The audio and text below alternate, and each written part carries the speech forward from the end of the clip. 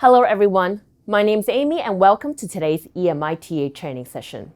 In today's unit, we're going to know, explore, and better yourself. Let's get started. We're going to begin by playing a game. Now, when you're playing this game, we'll be asking you a series of questions, so get a pen or paper ready right beside you. Remember, there's no right or wrong answer. Make sure you answer honestly and be true to yourself. Ensure that with every single question, take no more than 10 seconds. And if you're having trouble finding the answer, then think back to 3 years ago. If this question were asked to you 3 years ago, how would you answer? Are you ready? Let's start. Number 1. You see 4 animals on the screen with a corresponding alphabet. Which animal do you think suits you the best? Is it a lion, peacock, Labrador, or an owl? Write down the alphabet.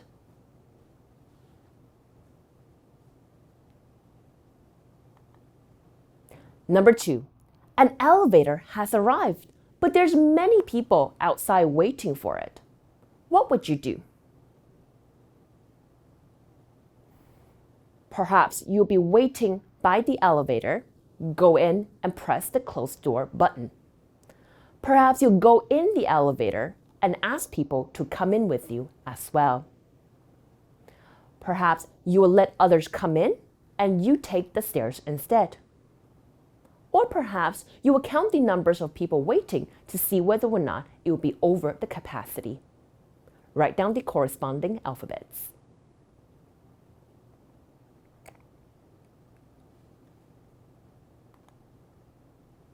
Number 3. A friend of yours is borrowing an item from you at the office. What would you do? Would you tell them where it is and ask them to find it themselves? Would you let your friend know to wait a couple minutes before you go and look for the items and come back and give it to them? Would you go right away to get the item and give it to your friends? Or would you tell your friend exactly where the item is amongst the mess and let them to go fetch it? Write down the corresponding alphabet.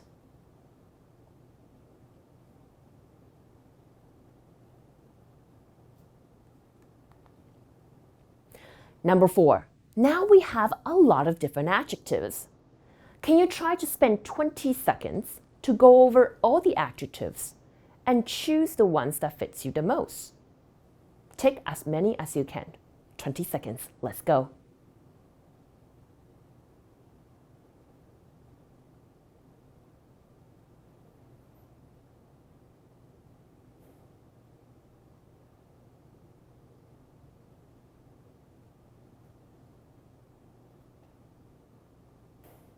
Now that you're done ticking all the boxes, can you see where in which block do you have the most adjectives?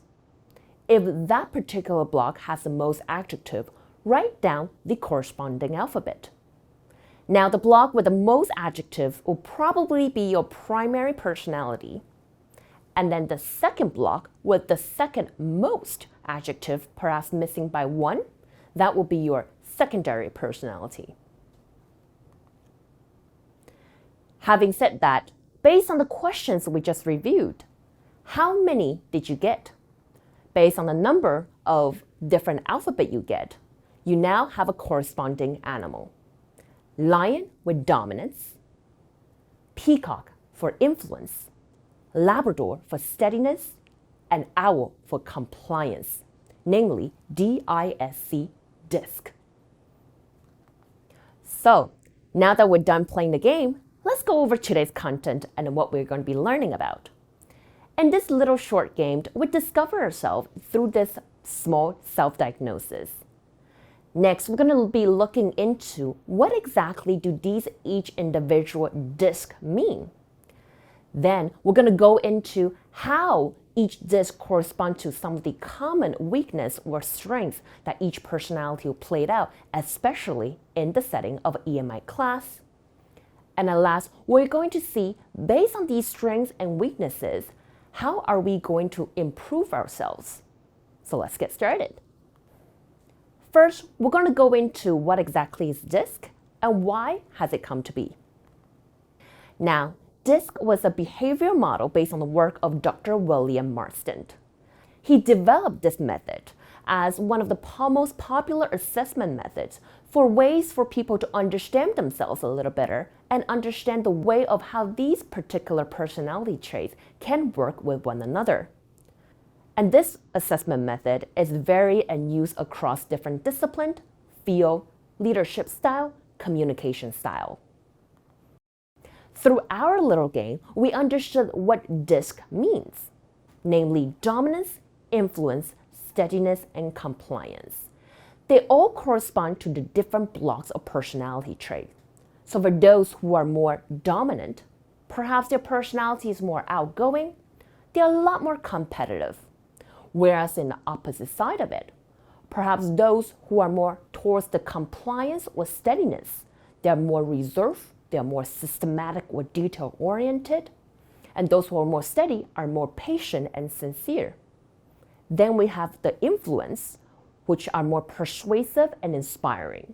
So the different word with the different alphabet that you came up with during the self-diagnosis correspond to different personality traits, or what your personality is mainly composed of, for those of you who had a little bit of crossover. But saying these personalities seems vague. Why don't we visualize it with the famous people around the world? So those who would have the D, dominance, will be someone like Trump, who is a doer, who takes initiative. For those who influences, who are inspiring, are the enthusiasts like Oprah, who have inspired many to take actions. And for steadiness is someone who is always there as part of the action, like a supporter for someone like Mother Teresa. And whereas for compliance, it will be someone who comes up with analytical strategies to analyze a situation, like the thinker, Bill Gates. So why do we need DISC? One, it could help us to better understand ourselves, knowing what challenges you, knowing what your advantages are, what are your strengths. Furthermore, it helps us to understand others, namely what their behavior could be and how can we work with them. And at last, by knowing ourselves and knowing others, it can help you guys to reach a mutual ground of how you can conduct teamwork. And that's very important in a classroom section. And that's very important in a classroom setting, because as a TA and as a student, how are you going to find a mutual ground between you and your students? Having said that, let's explore a bit about what different personality trait or what DISC will mean to you in terms of some of the common weaknesses and common strengths, and what are some ways we can do to improve ourselves.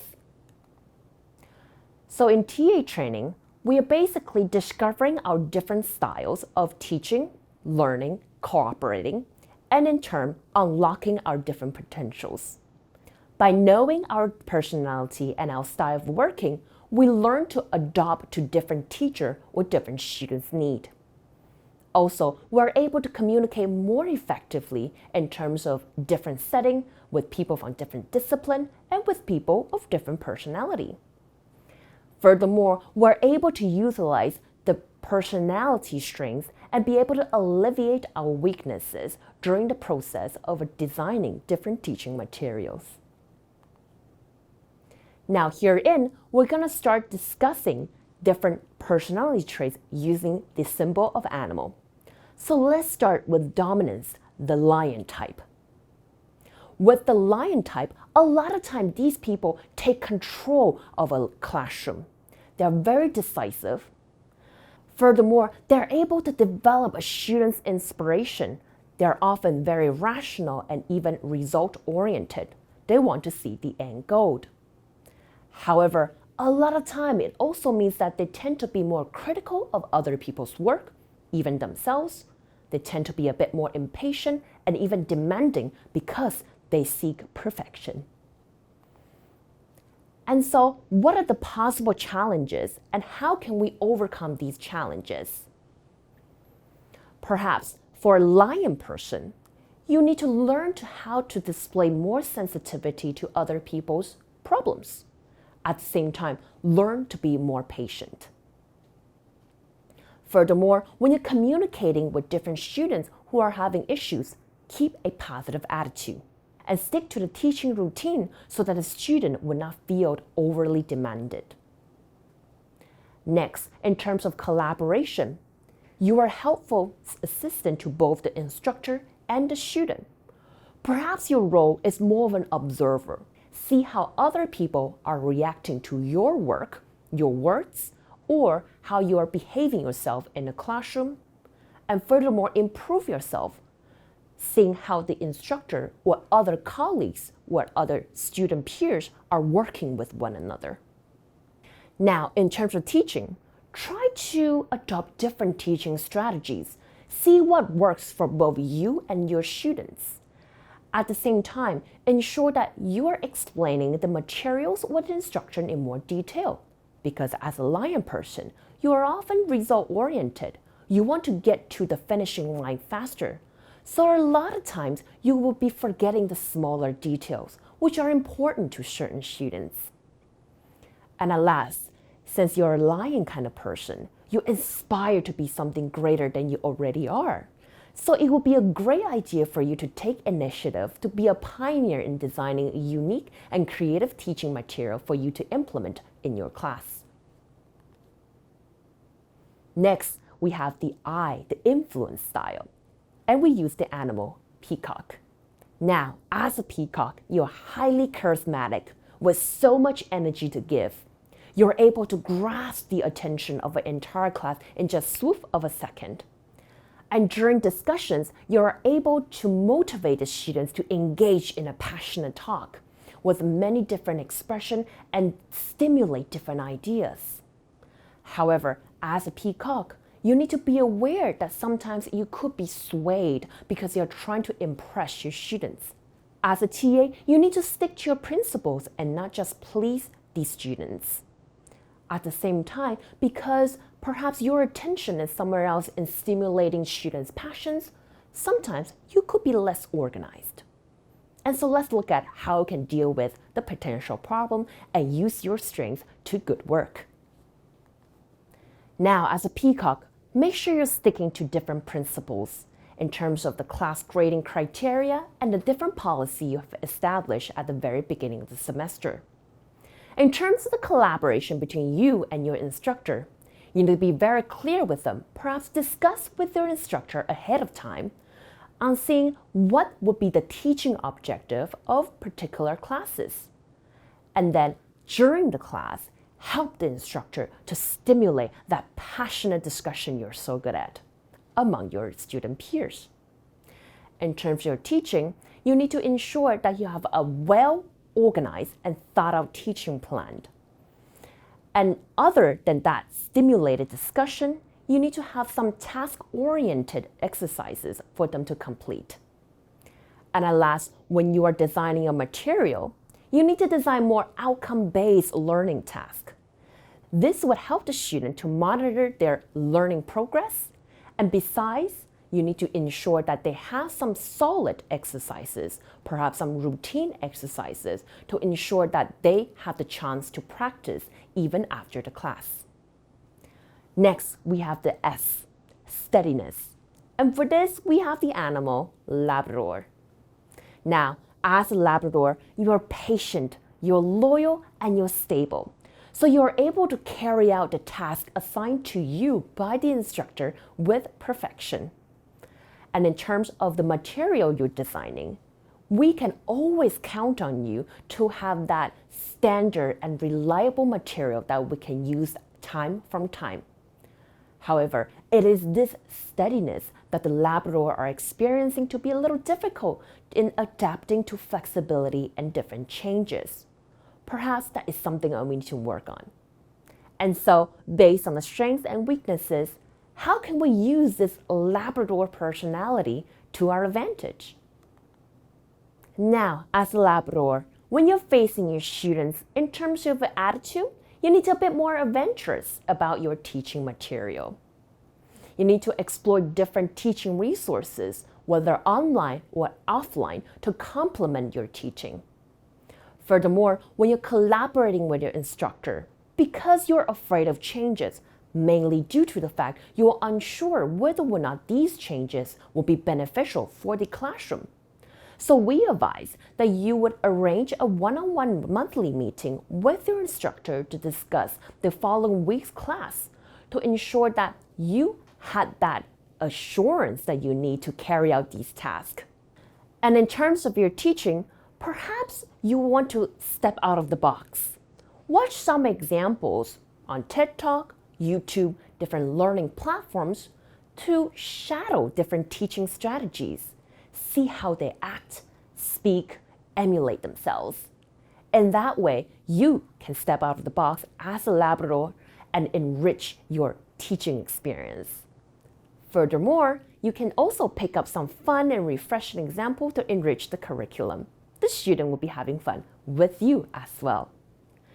And when you're designing different materials, complement your material with online resources and design more outcome-based learning materials for your student to enjoy. At last, we have the compliance, and we will be using the animal, the owl. As an owl, you're detail-oriented and you're hardworking in through the night like an actual night owl. You have all that energy delivering the most precise and accurate details to your students, and you're highly communicative. Which means, and in terms of material, we'll be expecting you to deliver it in the most detailed, organized into a perfection of spreadsheets, Word documents, glossary list. However, it is because of this detail-oriented perfection that you're seeking that you will lose sight of the bigger picture, because you tend to overthink whether or not you have missed that smallest detail that you deem to be the most important. However, in the bigger framework, perhaps that was not as important as you think. Now, having understood your weakness and your strength, how can we play that to perfection? So as an owl, how can you play your strengths into amending your weaknesses? As an owl, you're extremely detail-oriented, which some people prefers. But at the same time, because you're so focused on the accuracy and the fluency of your work, you will lose the big pictures. And hence, you need to ensure that you always check with your instructor on what the ultimate goal of the class is, which means that during the process of whether it is collaborating, designing, or teaching, you'll be able to have an end product in front of you as your main goal instead of losing yourself in the seed of trying to reach perfection. Now, you need to ensure that when you're collaborating with your students or with your instructor, you need to work with different types of people.